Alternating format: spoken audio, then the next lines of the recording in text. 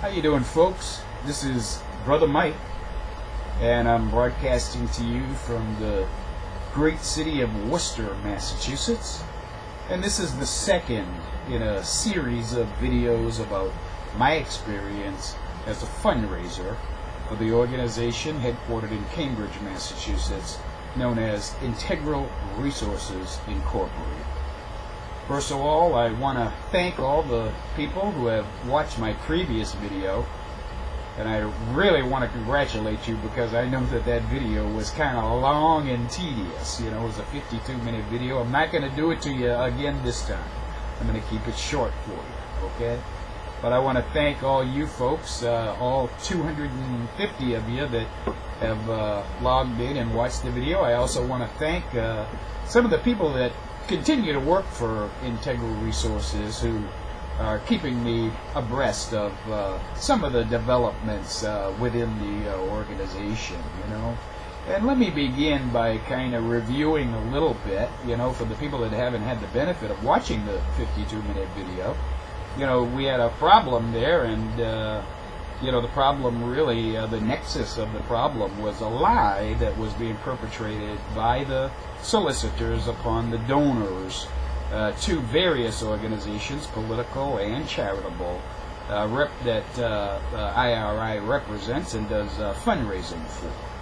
You know, and the crux of the problem was that throughout the entire course of my stay with IRI, which lasted almost exactly 1 year, I didn't know it at the time, but I was actually misinforming people about a very key element of their donation, you know, and that being that, you know, people would ask, you know, how much of my donation is actually going to go to the charity. I think a lot of people are familiar that some of these organizations that do fundraising for charities and political organizations aren't really, you know, on the up and up. And this is a case that kind of resonates with that problem. You know, we were instructed as fundraisers to inform all inquiring donors that 100% of the money that they donate will go to the organization, and that money is split 80-20. 80% going towards the program goals, 20% going towards overhead, including the fundraising efforts. Well, I found out that that was a lie when I sent away for the annual report last November that was filed by IRI with the Massachusetts Attorney General's office. They have locations in North Carolina and Missouri, and it applies to those locations as well. And the difference between what we were instructed to say and what was occurring in reality was quite stark. In fact, nationally, according to the information that they filed with the state of North Carolina, only 12% actually made its way to the charitable organization or the political organization. I'm in the Commonwealth of Massachusetts, and the information that they filed with the Attorney General's office in Massachusetts indicated that a mere 25% of the donations went to the actual charity. That's a big difference, you know. And of course, donors who would have that information, the actual truth about it, would be reluctant to donate. I don't know about you, but if I knew that, you know, only $12 of the 100 that I donated went to the charity, and that 88% of the money went to the organization doing the fundraising, they wouldn't get a dime off of me, you know. So that's really the crux of this issue. Although, as things have developed, you know, there are other elements of this issue that are equally as compelling, but we're not going to get into that right now. You know, what I want to kind of talk about is what happened. You know, well, once I found out this information, you can imagine how difficult it was for me to do my fundraising. Every call I would dread, that somebody would ask me, how much of my money is going to go, to the charity, because Mike Morris is not a liar, and knowing the accurate and true information, I would be unable to really convey it and keep my job because nobody would give me any money, And every time somebody asked me that question, what I opted to do was to have my supervisor get on the telephone and answer that question for them. Let the supervisor be the one that does the misinformation. Well, that worked for a while, but as I learned these things, of course, on breaks, you have talks with your coworkers, and things get around the office, and people come to me and ask me, what's this thing that I've been hearing about? And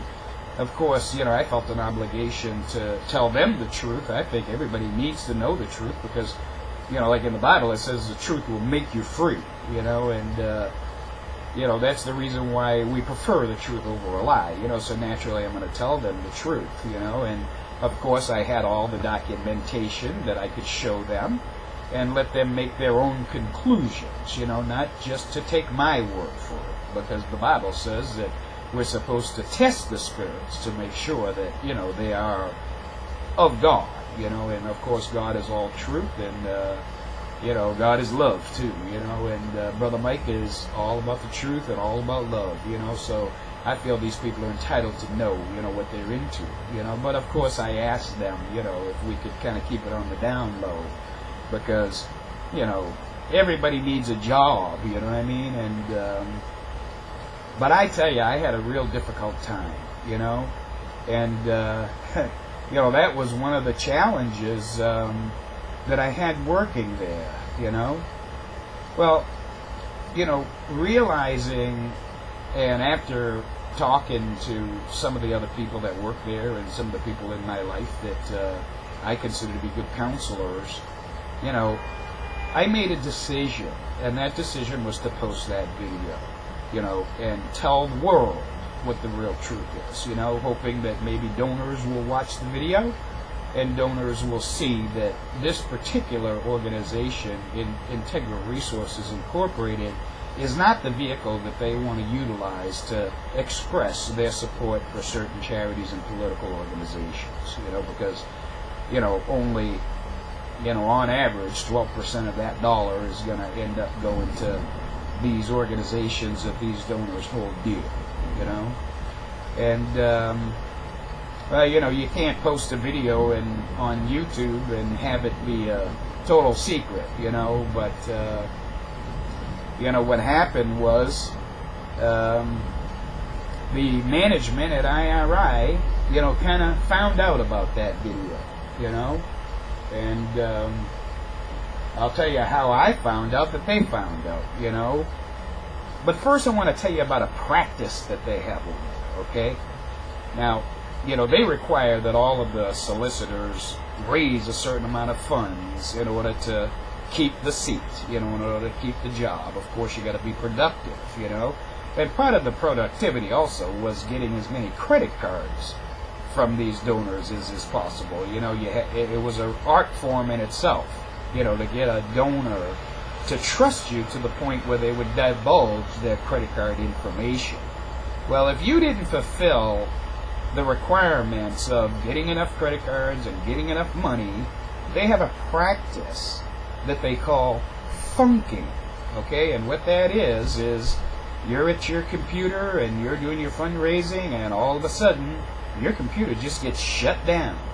There's a person there controlling the vertical and the horizontal on your computer, and telling you who you're going to call and what accounts you're going to be working.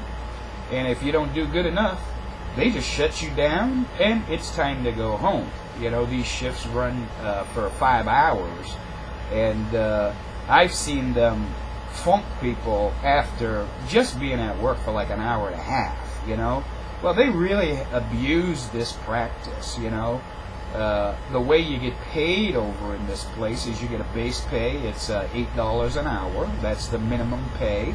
However, if you raise enough money in what they call the pay pool, you get raised. If you're the guy sitting there or the gal sitting there who has raised more money than anybody else, you actually get $14.50 an hour, And you also become entitled to bonuses based on your production, so that, when you get your paycheck, you can average out at, say, 12, 13, 14 an hour, Well, one of the means that they have to make sure that they don't have to pay people, once they pass that threshold of productivity, is to simply send them home. So let's say that you're obligated to work 20 hours in order to become entitled to these bonuses. Well, what they would do is they would funk somebody 19 and a half hours into the shift, over some pretext or manufactured excuse. And when you got your paycheck, rather than making $14.50 an hour, your paycheck came through at $8 an hour, because you did not fulfill the minimum hours. So they manipulate your paycheck and your ability to earn a living by employing this funking thing. Well, one day I was in there, and, of course I'm a little bit, not too happy about having to be there. And I ended up funking myself. You can funk yourself. If you want to go home, you don't think that this is your day, you can just funk yourself and go home. Well, I did that one day. I just funked myself and I went home. It was a Friday. And, I came back the next day, and I was working for about an hour and a half, and they funked me. I was doing real good too. I think I had raised probably about, average out in that hour and a half, I probably raised about $380, which is not too bad, on a 5-hour shift. You're tracking pretty good. You're going to have a good shift when you get your first hour with that much productivity. You're going to be making your $14 an hour for that 5-hour shift. Well, I was there for about an hour and a half. They funked me. And I asked them, why did you funk me? Well, they wouldn't give me a reason. And, I kind of suspected something was up, So what I did is, before I left for the day, and really being weary of concealing this feeling that I had about, the work that I was doing, I decided to have a chat with a couple of the supervisors over there. And I had my documentation on me, and I ran it by them, and I'll give you an example. Now, we used to do fundraising for an organization called the Anti-Defamation League, and they gave us information that we were to quote over the phone, and if anybody asked, we were to tell them that 78% of the funding that was collected went to Anti-Defamation League programs, and that 22% of the funding went to administrative and fundraising costs. Well, when I got that document from the Attorney General's office, in reality, I don't know if you can see it, but in reality, you see that Anti-Defamation League of B'nai B'rith, they raised $98,922 of the 98,000. Well, let's say 99,000, almost $100,000.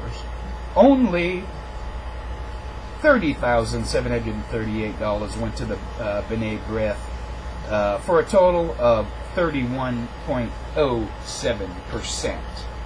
Now, that's a far cry from the 80%, and it's a far cry from the 100%, And that dramatically illustrates, the disconnection between what we were telling people and what was happening in reality, Well, when the supervisors saw this information and the report from the Attorney General's office, it was late breaking news to them. They had no idea apparently. So we can't hold some of these supervisors responsible for managing and supervising an organization that was, playing fast and loose with the numbers, But one thing that they asked me is they said, well, how did you get this information? Mike, where did you get this information?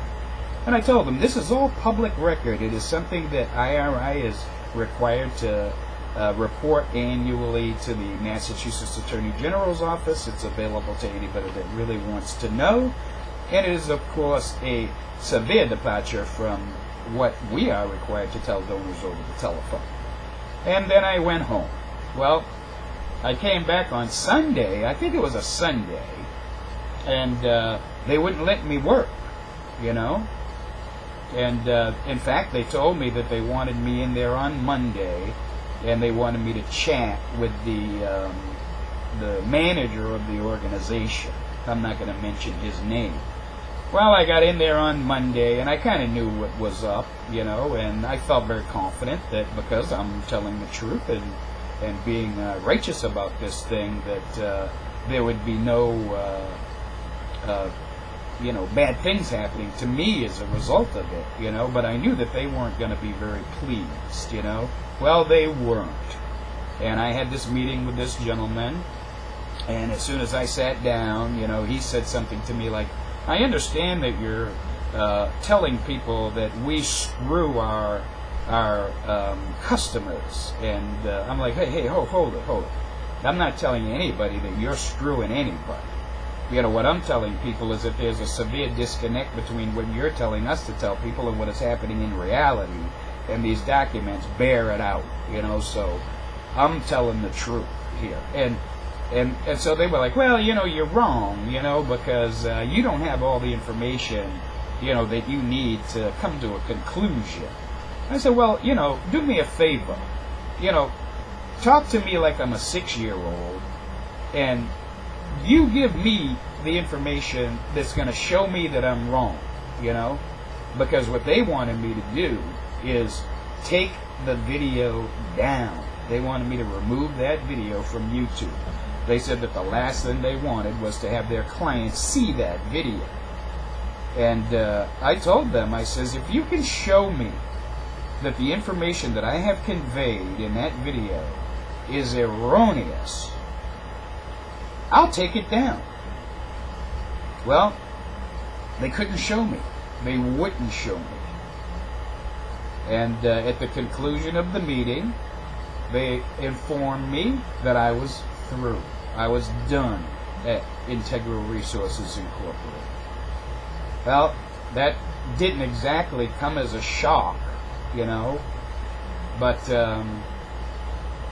it really did alter my lifestyle, because, you can imagine if you're averaging out at about $10.50 an hour, how much money do you have to put away, for a rainy day? Not much, So how long are you going to actually last without a job, And they provided me with a separation paper, indicating, the reasons for their termination of me. And they had 6 choices, okay? In this paper here, it's like reasons for termination, okay? I'm going to recite these reasons to you. Poor performance, absenteeism or tardiness, fraudulent pledges. There are people that work there who aren't very talented, and they're under such pressure and so fearful, of being funked, that they actually lie about how much money people have said that they're going to pledge over the phone just so they can stay there for the shift, Fraudulent pledges. There's another category, misconduct. Nobody wants a worker working for them who is acting funky, towards the customer.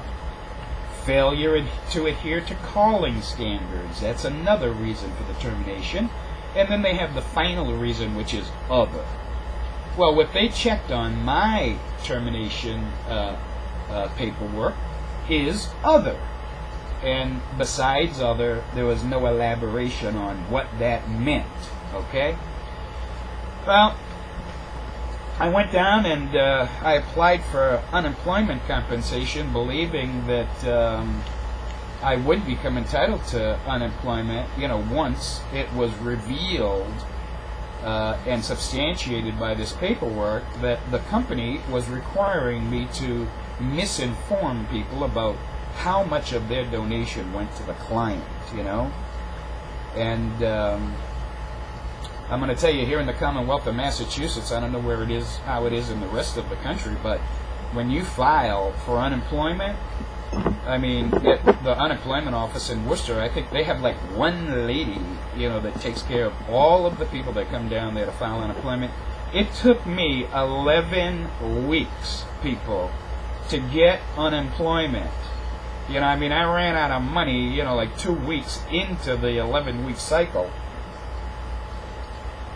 And if you want to experience sheer terror and the highest levels of anxiety that you've ever experienced in your life, try living for like 8 weeks without any money, And, oh my goodness, I'm telling you, I prayed every night, Lord, please help me. Don't let me go down, don't let me suffer because I chose to do the right thing. Don't let this end up being one of those cases where the evil prosper and the righteous people suffer, And but I got to tell you, it was I took a Herculean effort on my part to maintain, my demeanor, because I was absolutely fearful that I was not going to be able to pay my rent, that I was not going to be able to pay my telephone bill, that I was not going to be able to have money for food, and I'm a diabetic, people, I'm a diabetic, I got high blood pressure.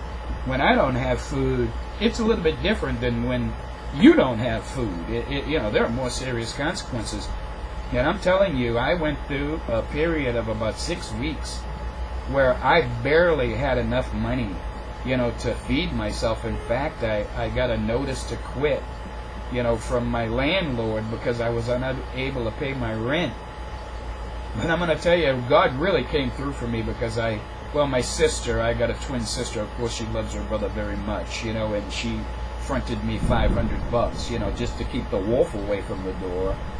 And then I had a former client of mine, with my personal business that owed me $1,000. This guy owed me this $1,000 for like 6 months, Well, hey, I'll just show you how God works, in the mail, when I got my eviction notice, along with the eviction notice, totally out of the blue, and so welcomed by me, came that check for $1,000, So I was able to pay my landlord and, stave off, this eviction.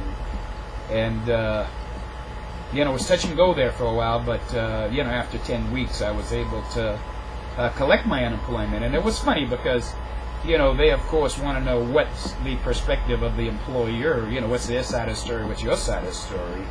And I told them my side of the story, that, I was involved in a fraud, really, upon, the donors. And CBS News contacted me, too. They in Boston, we have WBZ-TV, and they have an I-Team investigative report that goes around, trying to find, organizations and, unscrupulous people, and they do these, reports on them. Well, hey, these people contacted me, WBZ-TV, I-Team, investigative reporters, and come to find out, they were on the trail of Integral Resources before I was, and I don't know how they heard about me.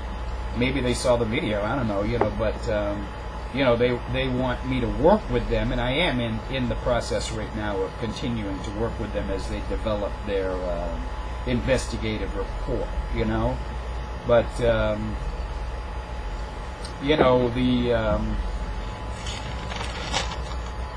I got my my unemployment compensation, and you don't know how much of a relief that was to me, and I am presently in the midst of a job search, and just a little bit of an aside, if there's anybody out there and you see me and my dedication to the truth and righteousness and I'm a stand-up guy. If you know anybody that's looking for somebody like me, please refer them to me, okay? Because I really need a job at this point, you know. You can't, the unemployment is good, but it's not the equivalent of having like a decent paycheck, Well, in the course of this unemployment claim, they said that the reason that they terminated Brother Mike was because I was rude to people on the phone. In fact, they told the people at the unemployment office that I had literally cursed at people on the telephone, and that was the reason why they terminated my employment. Well, there's another misrepresentation, and it was really stupid for them to say that, given the fact, that they had already reported that the reason they terminated me was with no, substantiation of what that other meant, And what this would have required would be a sit-down hearing, an administrative law hearing that is recorded, and the administrative judge at the hearing would hear both sides, their side, their fabricated, manufactured story about me being rude to people over the phone, and then they would hear my side, which would consist of the documentation. It would have been a cakewalk for me. They would have had no likelihood of prevailing, and it was a classic case of them wanting to have their cake and eat it too. Well, they backed down. I mean, they backed down immediately. And why did they back down immediately? I'll tell you the reason why is because they know that Brother Mike is telling the truth. They know that they were telling lies, and they had no likelihood of prevailing at this meeting.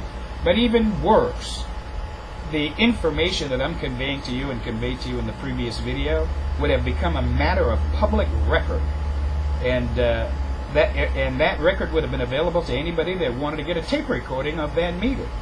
Well, now they would have been, putting their business on Front Street, Well, rather than risk that, they backed off, they acquiesced, and they did not contest Brother Mike receiving these unemployment benefits that are keeping me afloat at this time, And,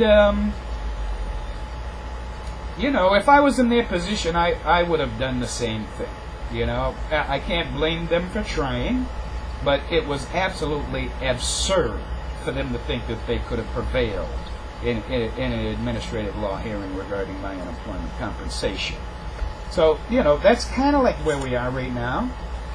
There's more information that I want to convey to you. It's still in development. I have been contacting every client of Integral Resources by telephone and by mail and by email, and I've been sending them copies of their IRI's report to the Attorney General's office and asking them to validate that these numbers are true. One particular client of theirs that I'm interested in hearing back from is this organization, Planned Parenthood Federation of America,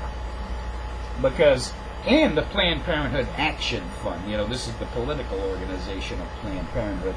Because in this report to the Massachusetts Attorney General's office, they have two entries, and they conflict with each other.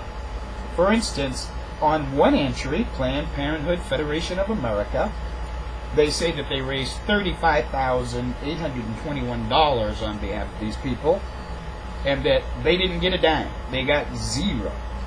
And then the next entry is the same name, Planned Parenthood Action Fund, where they claim that they raised $28,881, and that $15,894, or 55.03%, went to the Planned Parenthood Action Fund. Well, which one of these is true?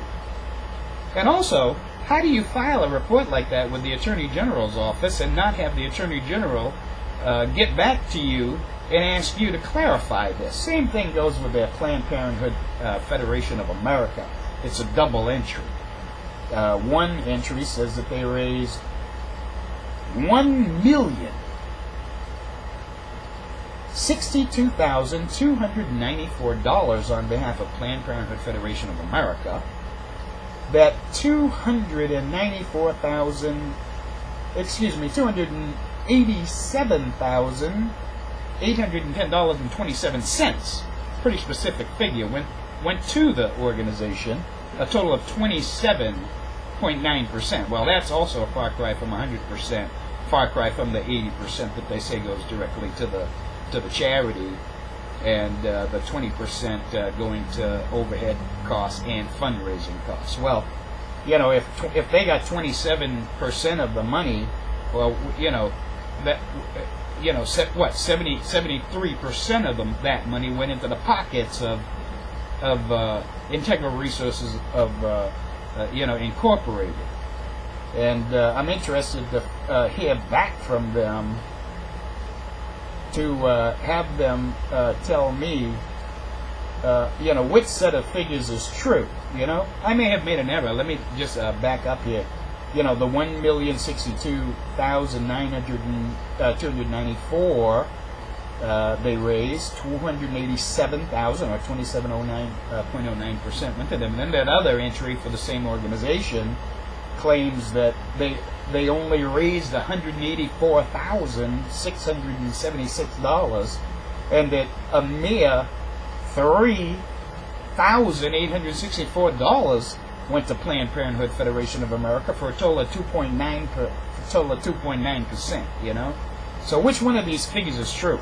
And how does an organization that's dealing with this kind of money get away with filing annual reports under the pains and penalties of perjury with attorney generals in states here in America, and then get away with it? And I'm going to tell you, I try to contact the attorney general's office to have them, explain to me how this could be. They wouldn't even talk to me, So I think these Democrats, they get a lot of cover. Massachusetts is really like a Democratic bastion, and and as money in politics is like water to a man in the desert. You know what I mean? They absolutely have to have it. And the last thing that any Democrat wants to do is, cut off their own nose to spite their face by outing a fundraising organization that is dealing fast and loose with the public. They take the money and ignore, that kind of error and misrepresentation and shady business practices, just so they can get their money regardless of how much it is. So in my next video we're going to be looking, hopefully I'll be getting some responses. If not, I'm going to be recontacting these people in some of the political organizations. I'm going to be filing a Freedom of Information Act request, having them verify these numbers, because I just really want to catch these people with their pants down. And I'm going to tell you, Brother Mike also has another motive. I believe I've been damaged, and I believe I have a right to be made whole, and I believe that their termination of my employment was a wrongful termination, and I believe I deserve to be compensated for that. Well, I want to thank you for sticking with me for these 33 minutes or so in this second video regarding the shenanigans down there at Integral Resources. And I'm going to ask you to keep your eye peeled for other videos that I'm going to be producing that are going to bring you a little bit more information about what's going on with this matter that I consider to be very important, not only to the donors out there, but also to the people that labor on the telephone, with hearts of gold, trying to do the best they can for organizations that they believe in as well, not knowing that they're actually being used and abused. So, everybody, God bless you. Thanks for tuning in, and we'll be talking at you later.